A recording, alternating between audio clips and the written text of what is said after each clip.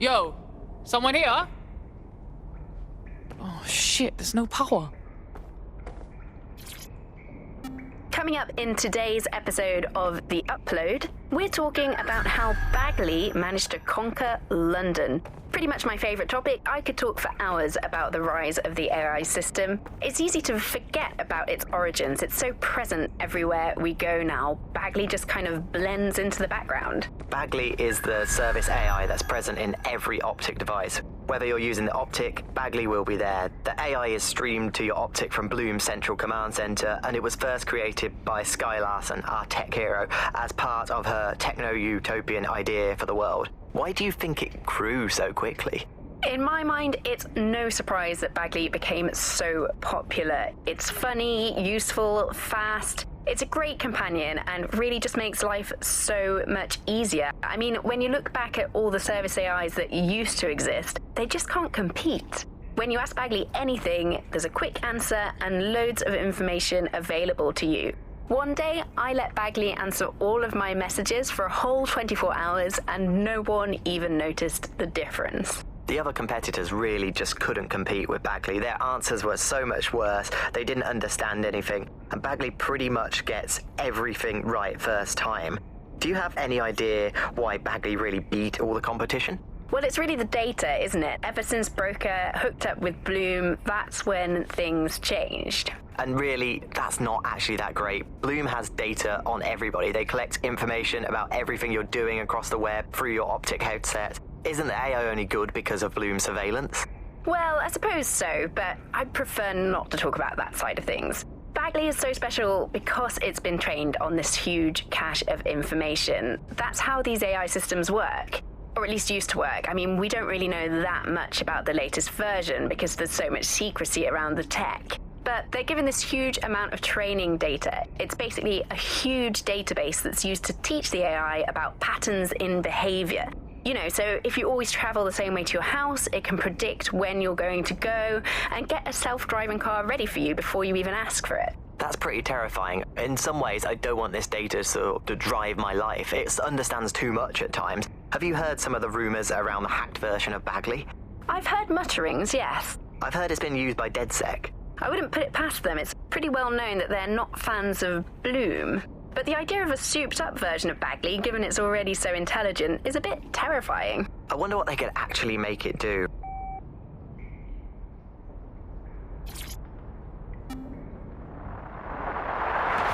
From the Buccaneer, this is The Bug. Hello, Resistors, it's bug time. Are you all sitting comfortably? No? Good. That's as it should be. This is The Bug. I'm Andy, and joining me to analyse the latest blowflies to emerge from the corpse of a once-free Britain, it's Alice. Hello, Andy. And today, we're going to talk to you about Albion, your friends and mine. Alice, the government has extended Albion's contract and have also boasted that violent crime has plummeted to a record low. Now, extending Albion's contract, to me, that's like having a pet dog, let's call it Nigel for the sake of argument, that attacks you every single day and thinking to yourself, wouldn't it be nice if Nigel had puppies?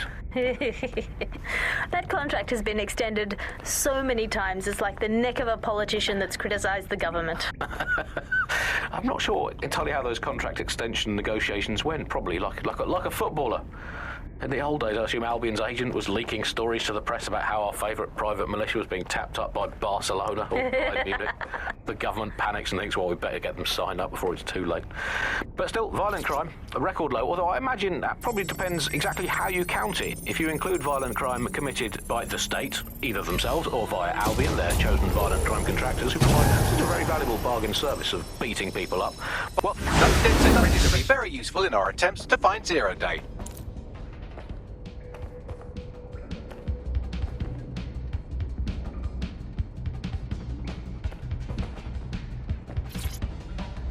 Hello and welcome to today's episode of The Upload.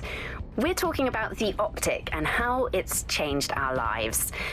Now, as you remember, Bloom announced a new version of the Optic at the recent Tone conference, but we haven't heard too much about that since due to the dramatic events there. Let's cast our minds back and consider the technology. I mean, the Optic changed everything. It lets you see things in AR. You no longer need a smartphone. You just have the small implant that sends signals to your optic nerve and lets you see your emails, take calls, and browse the internet directly as if the screen was in front of your eyes. Instead of having to carry around a phone, you've just got the small handheld unit. So much lighter and so much more convenient. It's great. Vicky, you sound like you absolutely love the optic. Do you actually think that it's made our lives any better? I mean, sure, it's definitely made things a lot easier. It's so simple to call someone now. All you have to do is choose who you want to chat to, and they're there, ready to talk. And browsing the web is so much easier. I remember when you used to have to sit down at a computer with an actual keyboard and mouse and type everything out. And my favourite feature is public transport. With the optic, you can just walk straight onto the tube. It even acts as a passport. No longer do I have to dig around and try and find my old paper passport just to travel somewhere. Also, I thought that Optic's marketing strategy, making it free for people, was a stroke of genius. Genius. Bloom was really calculated when it was doing that. It was pushing this draconian device on us at all. Sure, everybody flocked to it. There was free Wi-Fi and phone plans. That definitely helped, but it wasn't a case of this is a product that you need in your life. Why do you hate it so much? It's just the worst because you had to give up your privacy expectations and accept surveillance. It was almost like the government and Bloom didn't even need to make the optic mandatory. Making it mandatory was only to get the last holdouts across the line. If free data didn't convince you, fines and arrests from the state for not having the optic would pretty much be enough. I mean, what do you mean by privacy problems? No one really talks about that anymore. They don't talk about it because we don't have any choice when it comes to the optic. Yes, it's convenient and mandatory, but everybody's forgotten what it really means. Here, you've got a whole company owning basically all the data about your life. Bloom can see everything that you can see. Nothing is private anymore. There are so many times when I don't want anyone to have a clue about where I am, who I'm chatting with, what I'm doing. It's not even dodgy stuff, but I just don't want anybody to blackmail me with this in the future by hacking it. And because of Bloom's contracts with the government, it isn't just Bloom that can see everything I do, it's the government. The UK as a state has become a complete surveillance paradise. I think you're painting a bit of a bleak picture. It's not all that bad. No, you're completely wrong on this. I don't want everybody tracking me wherever I'm going around London. Well, in that case, you might be interested in some rumours I heard. Did you hear that some DedSec hackers have found a way to bypass the optic's connection with Bloom? Are they actually making it better or usable or actually friendly for anybody? Well, word on the street is that they've been able to create an encrypted signal, which means that your world might have a chance of becoming a bit more private again, so you could go back and enjoy all the great things about Optic without that fear of surveillance. With the optic, privacy's dead.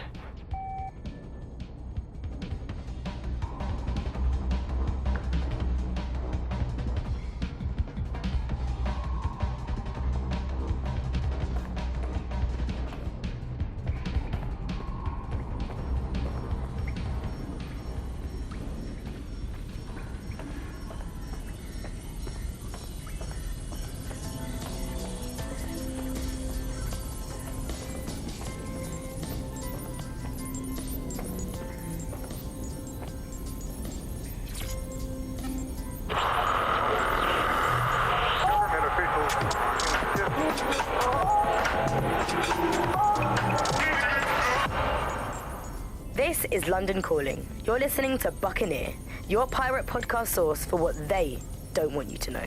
I'm Tash, and this time we're giving a special shout out from us to the boys and girls at the Signal and Intelligence Response Service, better known as SIRS. Why not? They're going to be listening anyway. They're listening to everything. They probably know that you're listening to this show right now. But don't worry, we're not going to say anything bad about a massive, unaccountable spy organization that uses its powers to stifle dissent and shut down free speech. Instead, we're going to look at how SIRS became so powerful. And as usual, we'll keep everyone's names and locations secret, so SIRS doesn't come looking for them. Charles is an expert in the dark arts of surveillance who worked to set up democratic media in post-communist states. How did it go so wrong in Britain?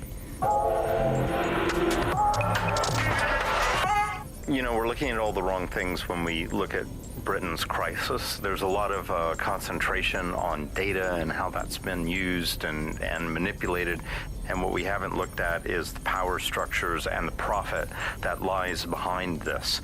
For example, if we examine what actually happened, there's a company that's really very interested in selling passports and making it easy to provide visas for investment and so on. And historically, throughout the world, they've been working with this big data manipulation company in order to overthrow governments. And then suddenly all the chickens came home to roost. Nobody could find any receipts for what was paid for. Nobody could figure out how things were done, but everybody had a feeling that something really stunk, and they couldn't figure it out. And yet it was standing there in their face the whole time. There's a couple of different ways that we got where it is that we are. I mean, one, you have a lot of smaller organizations, smaller power groups, companies as well, who are bending things just a little. We'll compromise a little bit, we'll bend the rules a little bit, and try to achieve what it is that we hope to achieve that's good for us. And if you add all of that up, what you end up with is a big wall moving in a big way, from a lot of little buttons being pushed. But also there's this other thing that's going on here, is the gathering of data and the analysis of data has authoritarianism contained within its DNA. It is by its nature a tool for authoritarianism, and it has been used in that way. How does big data look into our lives? James covered it for the pre-crisis press. We're starting to see the merger of private data and that with data held by the state into what are called social credit systems. This is where every aspect of your behaviour is monitored and totted up by a central system to sort of score you as a person, a bit like a credit card, but predicated on all of your behaviour rather than just the money you're spending. And this can have profound impact. We're starting to see systems emerge which will punish you and stop you from doing things in society based on your behaviours. And this can be as trivial as if you jaywalk, if you cross the road in the wrong place, you might lose points. If you do some community activities or help your neighbours, you might earn points. And then this can be used to sort of evaluate you as a person.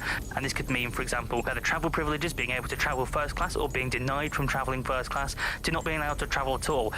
These systems are very real and very possible because of all of the data that is now held on us. Ian was a veteran political writer and podcaster back in the days of pre-crisis Britain. Is the world we're living in now fascist? Well, this is what fascism is. It is the complete and total control of the individual. The desire to basically say to the individual, nothing in your life matters. On an individual basis, you are now part of the whole, part of the nation, and the only meaning that you will find in your life is to become part of the nation. What is a nation? A nation doesn't mean anything, right? The nation is basically just encapsulated by the leader that takes over, that claims that he, has this sort of access to the soul of the country, to the soul of the people. He never does. It's just a myth. But that's what they go for. And on that basis, they take the right to control every aspect of your life, from who you talk to where you eat, to where you go to hang out with your friends. And what we're seeing now is a contemporary iteration of this process where you get corporations and the state operating in tandem, basically molded into one another. But that isn't that rare. I mean, you saw exactly the same thing in Nazi Germany. You look at the concentration camps that operated in Nazi Germany, there were private companies in those camps making use of that slave labor. Fascism often works with corporations, and it's doing the same now. That's the way in which they track what you do. That's the way in which they track who you talk to. They operate as each other's proxies. So if your ears are burning and you think someone might be watching you, you're probably right. They're watching all of us. I'm Tash, and you've been listening to Buccaneer. Keep listening, keep sharing the show, and keep it encrypted. They're watching us, but we're watching them too.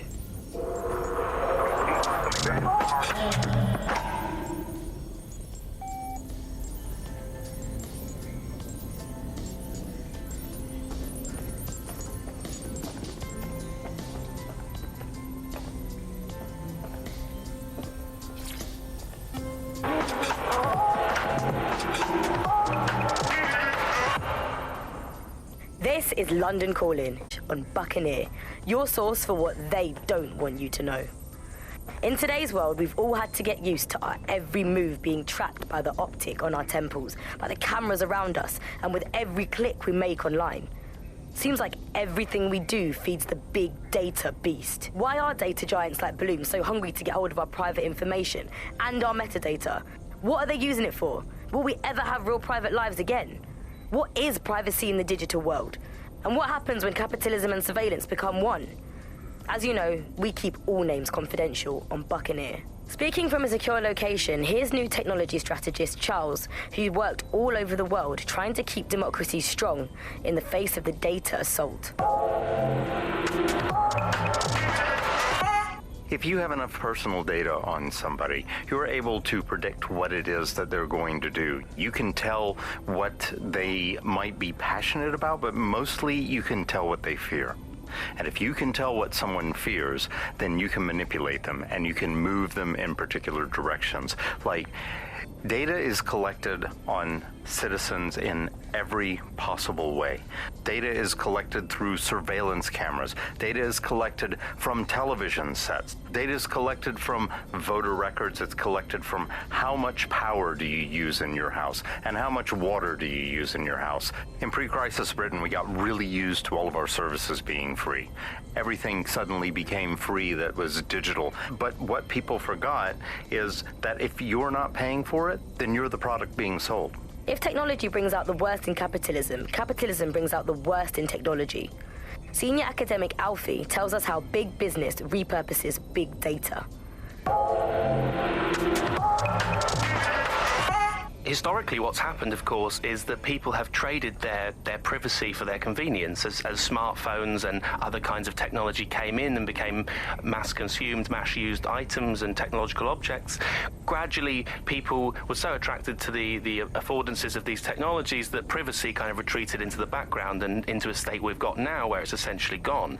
Having this access to this data makes huge tech companies like Bloom so much more powerful than they would be otherwise, and not just in the obvious ways. Of course, there's a lot of worry and fear over what they can do with the data. They can track anyone, find anyone, see what every individual is doing at any point in time. But I think there's even deeper reasons why this data empowers these huge companies to control our society and make us do things. So lots of predictive technologies which are implemented by these tech giants. It's not only interested in knowing what we're going to do, but influencing the patterns of our movement. So technologies might suggest routes to use in the city, places to go, restaurants to go to, cafes to go to, music to listen to. And these suggestions are not just predicting what we might like to do, they're actually influencing the way citizens move, think, eat, meet, and use their city as a space. So London has become a place where a small group of surveillance capitalist companies like Bloom can control the movements of individuals and orchestrate the way they move around their city and the way they essentially live, the things they do, the things they enjoy and the life they lead. So we're really kind of outsourcing our decision making, I would say, to a huge corporate capitalist company, and there's something very, very scary about that indeed. All these technologies can be used to not only influence us to act as the perfect consumer, but also to prevent us from doing radical and revolutionary things. So technologies in foreign nations that have been used are things like heat map features which show where populations are gathering. In-game rewards can be offered to people to take different routes, things like that. Traffic data can be manipulated to prevent people gathering and protesting, as has happened in some of the authoritarian regimes across the world recently. So what we're looking at is not only a set of technologies which make people behave as ideal consumers, but ones which actually can be put to use to prevent radical and disruptive behavior in the city, which limits the power of any kind of revolutionary force. So, if you thought you had a private life, get used to it. You don't. And we're not going to reclaim our lives without a fight. I'm Tash, and you've been listening to Buccaneer, keeping the resistance informed. Keep listening, keep fighting, and remember, nobody owns you but you.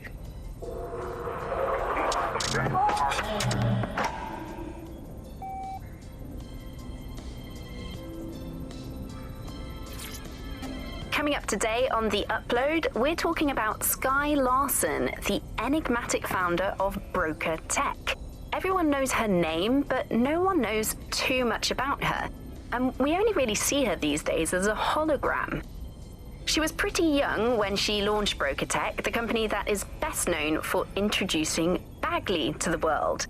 Nowadays, it's hard to remember a world before Bagley. And I think that what Sky Larson's done with Bagley is absolutely incredible. Bagley is the most advanced, significant AI of our time, and it's really blown all the other AIs that were created out of the water. Yeah, I mean, I can't really imagine the optic without it. But what do you know about Sky Larson herself? Not a lot, other than that she's actually pretty incredible. I've followed her work for a long time, and she's always been a pretty private person. I know that she supposedly grew up in the countryside, but there isn't actually that much more we know about her other than this tech that she's put out into the world. I've always found it a bit creepy that she's so obsessed with this idea of transhumanism.